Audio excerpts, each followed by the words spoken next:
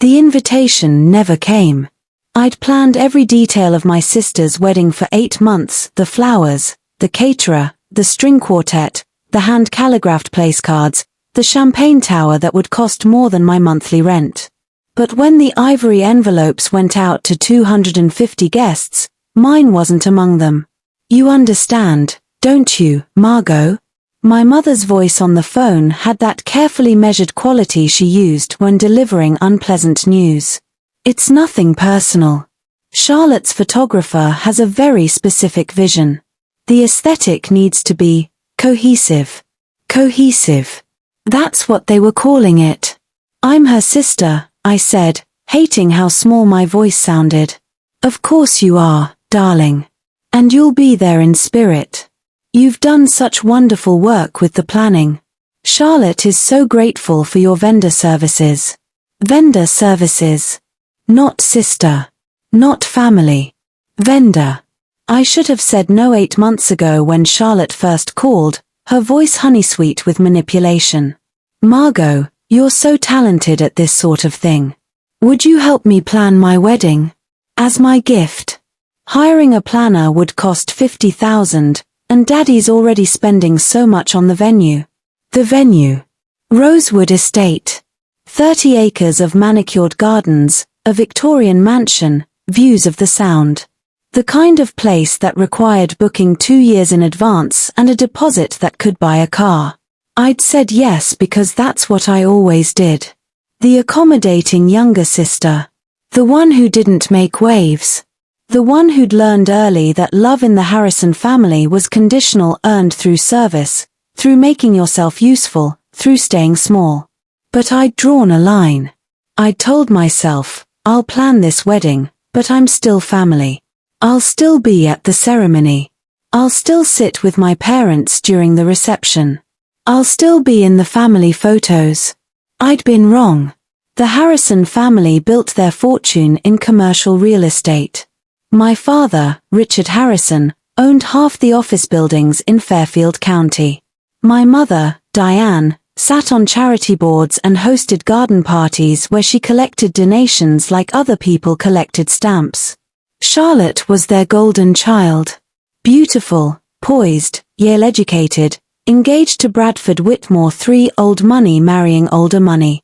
Their wedding wasn't just a celebration, it was a social merger, a statement, an event that would be featured in town and country. And then there was me. Margot. The accident baby, 12 years younger than Charlotte. The daughter who'd gone to state school instead of an Ivy. Who worked in event planning instead of law or finance.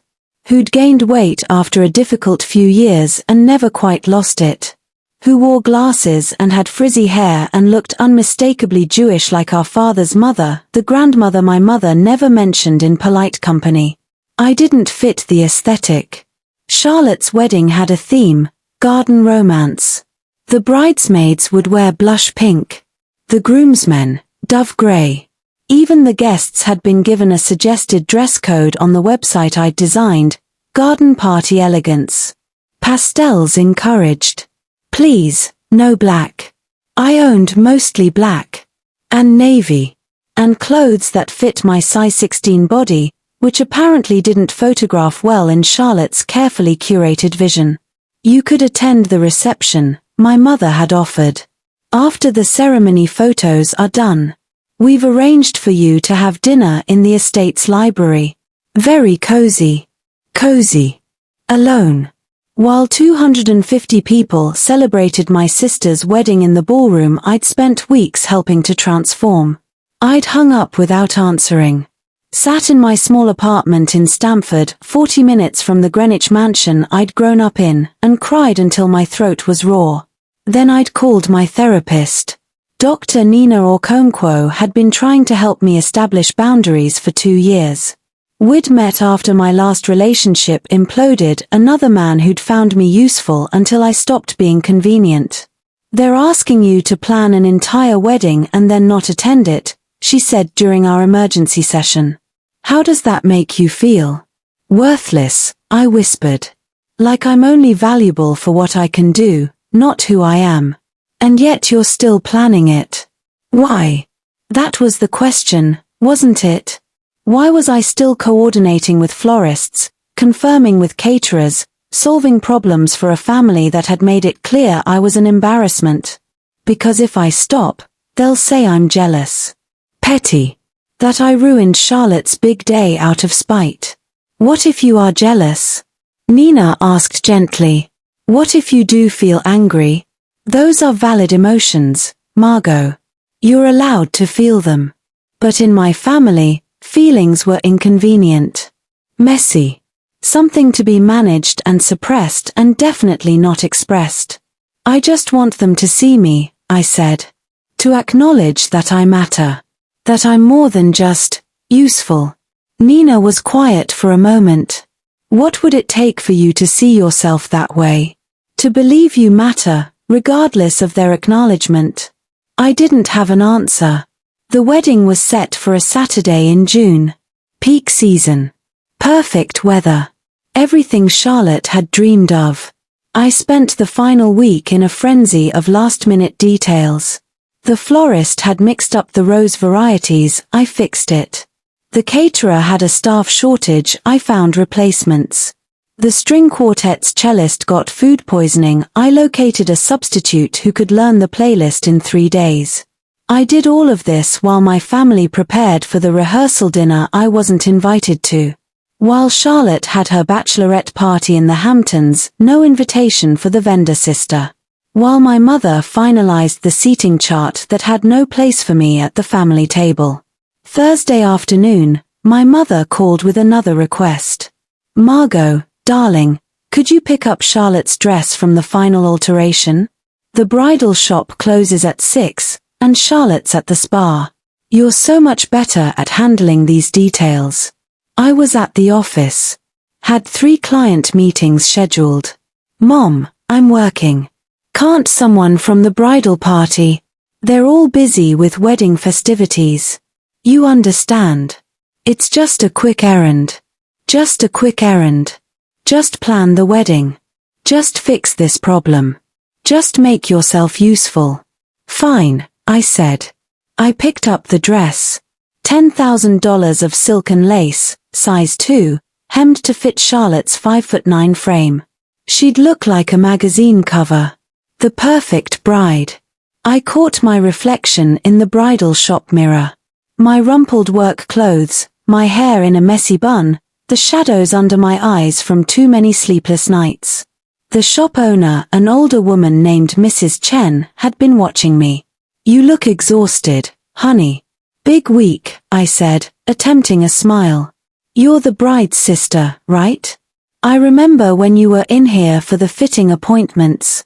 Are you excited for the wedding? The question landed like a punch. I'm not invited, I said before I could stop myself. Mrs. Chen's face fell. What? I don't fit the aesthetic. So I'm planning it, but not attending it. She stared at me for a long moment. Then she took my hands. Honey, let me tell you something. I've been in this business for 30 years. I've seen every kind of bride, every kind of family. And what you're describing, that's not normal. That's not okay. Tears burned my eyes. It's fine. I'm fine. No, you're not. And you shouldn't have to be.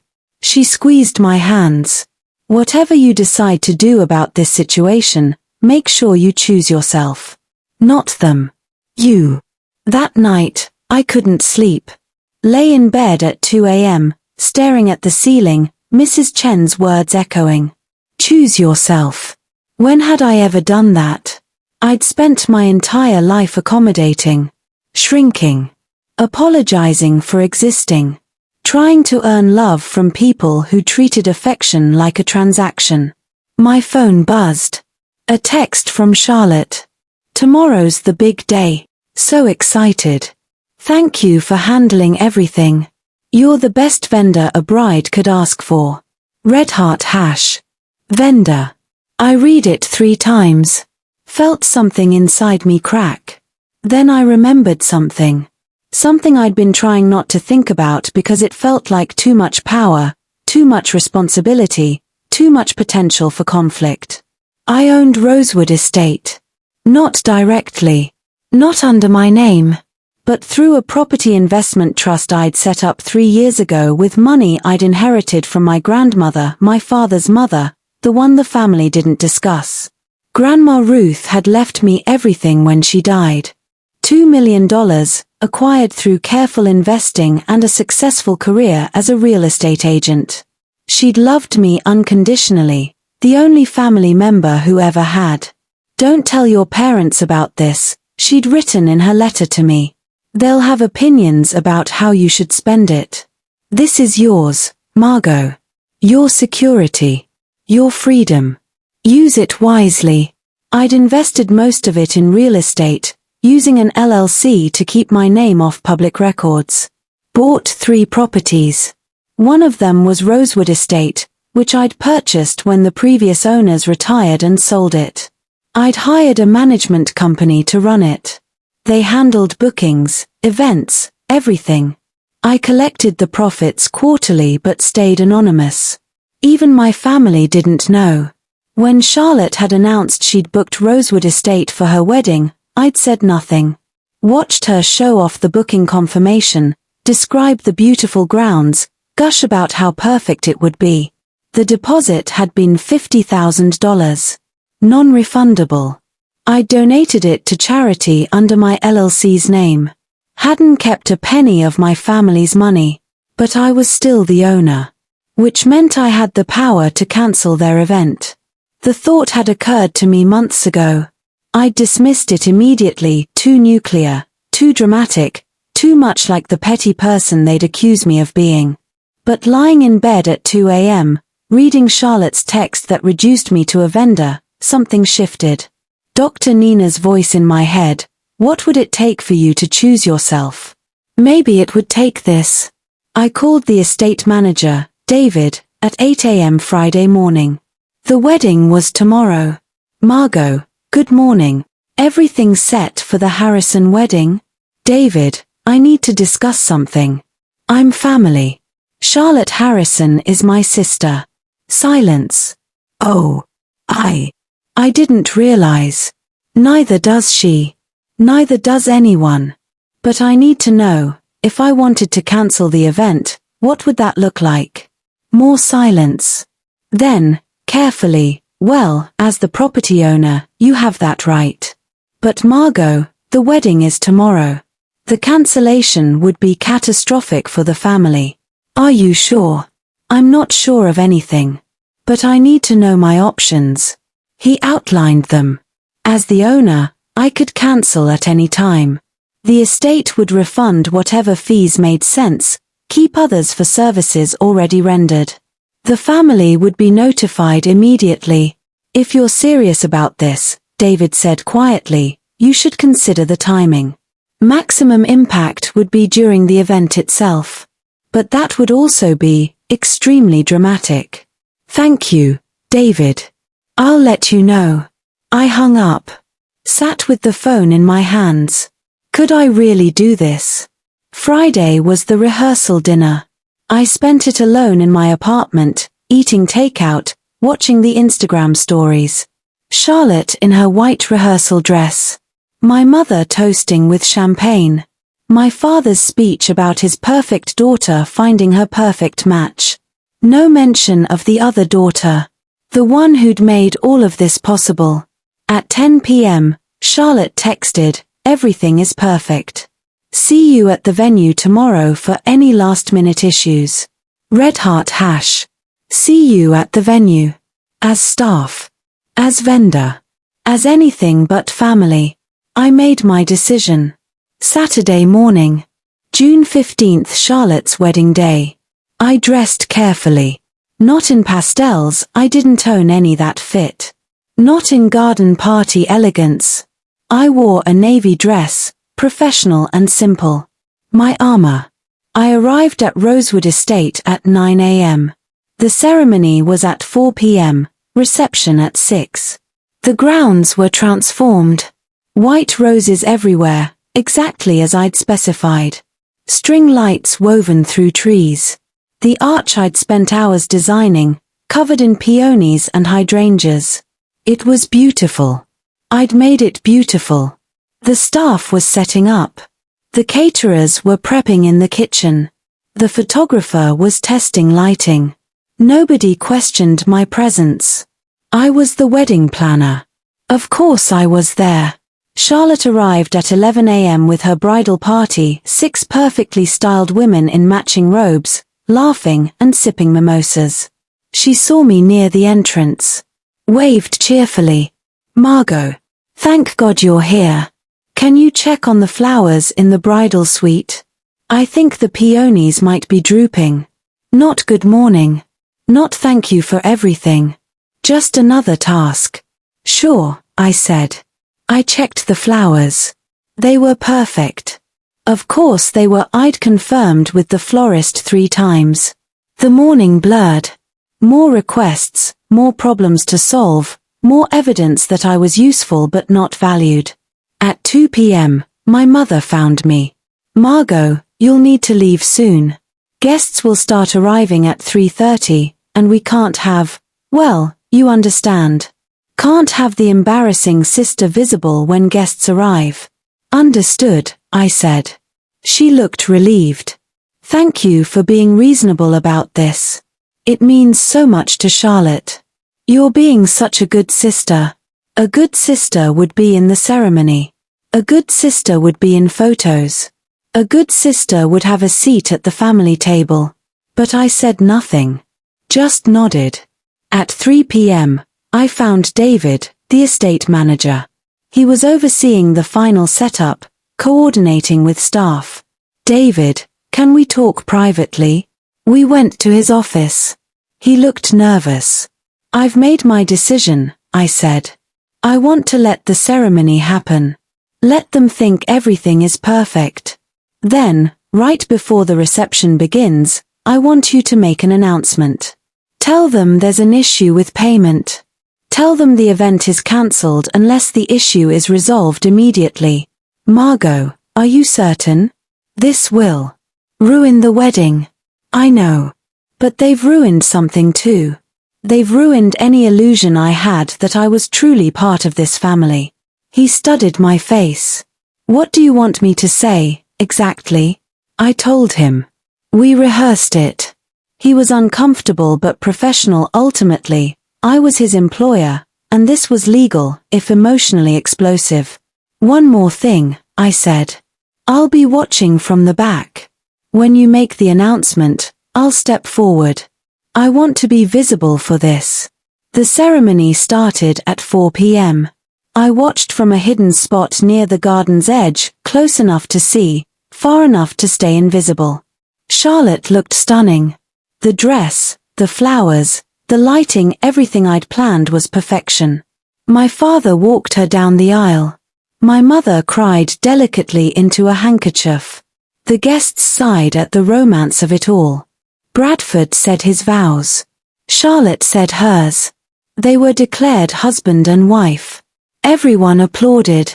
The photographer captured it all, the perfect aesthetic, the cohesive vision, the wedding with no awkward fat sister to ruin the pictures. The ceremony ended. Guests began moving toward the mansion for cocktail hour before the reception. This was it. I positioned myself near the mansion's entrance. David appeared on the terrace with a microphone, interrupting the casual chatter. "Excuse me, ladies and gentlemen. I'm David Chen, the estate manager here at Rosewood. I'm afraid we have a situation that requires immediate attention." The crowd quieted. Charlotte and Bradford froze, champagne glasses halfway to their lips. "There appears to be an issue with the payment for this event. The property owner has requested immediate resolution before the reception can proceed." Confused murmurs. My father stepped forward, face reddening. "What are you talking about? We paid the deposit months ago. The balance was due today, which we've already arranged." "I understand, Mr. Harrison. However, the property owner is here and would like to address the situation personally." "The property owner?" My mother's voice was sharp.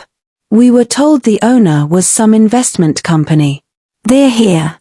"She is, David said, gesturing to me. Ms. Harrison, would you like to explain? Every head turned. 250 faces suddenly focused on me. I stepped forward onto the terrace. My heart was hammering, but my voice came out steady. Hello, everyone. I'm Margot Harrison. Some of you may not recognize me. I'm the bride's sister. The one who wasn't invited to attend this wedding. Charlotte's face went white. Margot, what are you? I'm also the owner of Rosewood Estate. I purchased this property 3 years ago through an investment trust. Which means that technically, you've been planning your wedding at a venue owned by the sister you deemed too aesthetically inappropriate to invite to your ceremony. The silence was absolute. My father found his voice first. This is ridiculous. Margot, if this is some kind of joke. It's not a joke, Dad. It's the truth. I own this estate. I've owned it throughout the entire planning process. I said nothing because I wanted to believe that maybe, somehow, my family would choose to include me. That my value to you might extend beyond what I could provide. My mother was shaking her head. Margot, darling, this is neither the time nor the place. When is the time, Mom? When is the place? I've been planning this wedding for 8 months. Coordinating every detail. Solving every problem. And my payment was being called a vendor instead of a sister. Being told I didn't fit the aesthetic. Being exiled from my own family's celebration. Charlotte's voice was small. You're ruining my wedding. No, Charlotte. You ruined it when you reduced me to hired help. When you sent out invitations to everyone except me. When you thanked me for my vendor services instead of acknowledging that I'm your sister. Bradford stepped forward, attempting diplomacy. Look, clearly there's been a family misunderstanding. But we have 200 guests here. Can we discuss this privately after the reception? There's nothing to discuss, I said. I'm cancelling the event. Everyone needs to leave. Chaos erupted. Voices overlapping, people shouting, Charlotte starting to cry. My father's voice cut through. You can't do this. We have a contract. Actually, I can. I'm the property owner. I have the legal right to refuse service. David has the documentation if you'd like to verify. David nodded, looking miserable but professional. It's true, Mr. Harrison. Ms. Harrison owns the property. She has the authority to cancel. We'll sue, my father threatened. For what? Emotional damages? Be my guest. I'll countersue for the 8 months of unpaid labor I provided planning this wedding. We can discuss in court how you asked me to plan your daughter's wedding and then didn't invite me to attend it. My mother tried a different approach. Margot, please. Think of your sister. This is her special day. I am thinking of her. I'm thinking of the person who texted me yesterday calling me the best vendor. Who saw me as staff, not family. Who created a wedding aesthetic that deliberately excluded her own sister. Charlotte was fully crying now, mascara running. I never meant to hurt you. I just wanted everything to be perfect. Perfect, I repeated. You wanted perfection more than you wanted me. That tells me everything I need to know. I turned to address the crowd. I apologize to the guests for this disruption. The catering has been paid for. David will ensure you all receive dinner before you leave, served family style in the garden. The bar is open. Please, eat and drink. But there will be no reception in the ballroom. No first dance. No toasts. This event is over. The next 30 minutes were pandemonium. Some guests left immediately, scandalized. Others lingered, clearly entertained by the drama. A few came up to me quietly. I'm Charlotte's college roommate, one woman said. She never mentioned having a sister. Now I understand why. Good for you. An older gentleman, someone's uncle. I've been watching the dynamics all day. The way your family treated you during setup. This needed to happen. But mostly, people avoided me, unsure how to process what they'd witnessed. My family clustered together near the mansion entrance. I could see them arguing, gesturing frantically. Charlotte was still crying. My mother looked like she might faint. My father was on his phone, presumably calling his lawyer. Bradford's parents, the Whitmore family, old money and older social connections, approached me. Ms. Harrison, Bradford's mother said coolly. This is unconscionable behavior. Is it? I asked. Is it unconscionable to expect my family to include me in family events? Or is it unconscionable that they asked me to plan a wedding I wasn't invited to attend? She had no answer for that. David found me as the crowd thinned. The catering is set up in the garden. Most guests are eating. Your family is threatening legal action. Let them try, I said, though my hands were shaking. I want them off the property in 1 hour. Understood. I retreated to David's office. Sat in the quiet, adrenaline crashing, and let myself fall apart. I'd done it. I'd actually done it. I'd destroyed my sister's wedding. Humiliated my family in front of Connecticut high society. Burned every bridge I had. And I felt relieved. Dr. Nina had been right. At some point, you have to choose yourself. Even when it's messy. Even when it's dramatic. Even when it makes you the villain in someone else's story. My phone started buzzing. Text after text. From my mother, how could you do this to us? You've destroyed this family. From my father, you're cut off. Completely. Don't contact us again. From Charlotte, I hate you. I will never forgive you for this. I blocked all 3 numbers. Then I texted Dr. Nina. I did something dramatic. Need emergency session Monday. Her response came quickly. I have time Monday at 3. Proud of you for setting boundaries. Boundaries. That's what this was. Nuclear-level boundaries. The estate cleared by 8 p.m. The guests had eaten their catered dinner in the garden. Ironically, many commented it was the best wedding food they'd ever had. They'd left with confused goodbyes and promises to check in. Charlotte and Bradford left last, still in their wedding attire. Charlotte wouldn't look at me. Bradford gave me a long, unreadable look before guiding his sobbing bride to their car. My parents left without a word. I stayed until the staff finished cleaning. Tipped them generously. It wasn't their fault they'd witnessed family implosion. David found me sitting on the terrace steps as the sun set. How are you holding up? He asked. I just cancelled my sister's wedding. I think I'm in shock. He sat beside me. For what it's worth, I've worked hundreds of events at this estate. I've never seen a family treat someone the way yours treated you. What you did was extreme, but they pushed you to it. Everyone's going to think I'm a monster. Some will. Others will understand. But the real question is, do you regret it? Did I? I thought about 8 months of planning. Of being useful but not valued. Of the invitation that never came. Of my mother's voice saying I didn't fit the aesthetic. Of Charlotte's text calling me a vendor. No, I said finally. I don't regret it.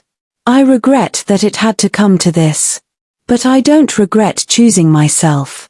The story made its way through Connecticut society within days. The Harrison wedding disaster. The vengeful sister. The property owner who cancelled her own sister's reception. I was uninvited from 3 upcoming client events, wealthy families who didn't want to risk similar drama. Lost 2 corporate clients who found the situation unprofessional. But I also got calls from other people. Women who'd been excluded from family events. People who'd been treated as useful but not valued. A journalist who wanted to interview me about family dynamics and self-worth. I declined the interview. This wasn't about publicity. It was about survival. Dr. Nina and I met 3 times that first week. You're grieving, she explained. You didn't just cancel a wedding. You ended your relationship with your family. That's a significant loss, even when it's necessary. They ended it, I said. I just made it official. True. But you're still allowed to mourn what you hoped that relationship could have been. I mourned. Cried for the family I'd never really had. The acceptance I'd chased my whole life. The sister who'd never actually seen me as a sister. But I also felt lighter. The performance was over. The desperate attempt to earn love from people incapable of giving it finished. 3 weeks after the wedding that wasn't, I got an unexpected email. From Bradford. Ms. Harrison. I hope you're well. I'm writing to apologize. I witnessed how your family treated you during the wedding planning process. I said nothing because I assumed it was complex family dynamics I didn't understand. I was wrong. The way they excluded you was cruel. Charlotte and I have been in couples counseling since the wedding. We're working through a lot of things, including her relationship with her family and how she treats people. I won't make excuses for her behavior toward you. You deserved better. You deserved to be at your sister's wedding. I understand if you never want contact with our family again. But I wanted you to know that at least one person who was there that day understands why you did what you did. I hope you find peace. Bradford Whitmore. I read it twice. Cried a little. Forwarded it to Dr. Nina. It didn't fix anything. Didn't repair the relationship. But it acknowledged the truth. I hadn't been wrong. I'd been wronged. That validation mattered more than I'd expected. 6 months later, I'm rebuilding. I sold my event planning business. Too many memories, too much association with performing for approval. Used the money to invest in more real estate. I'm managing my properties now. Learning the business. Finding satisfaction in building something that's entirely mine, that doesn't require me to make myself small or useful or accommodating. I've started dating someone I met through a real estate investors group. His name is Derek, and he's brilliant and funny and completely unimpressed by Connecticut high society. When I told him the wedding story, he said, "Good. Families that treat you like that don't deserve you." I'm in therapy weekly still. Working through decades of conditioning that taught me my worth was transactional. Learning to believe I deserve love without earning it. It's slow work. I haven't spoken to my parents or Charlotte. They haven't reached out.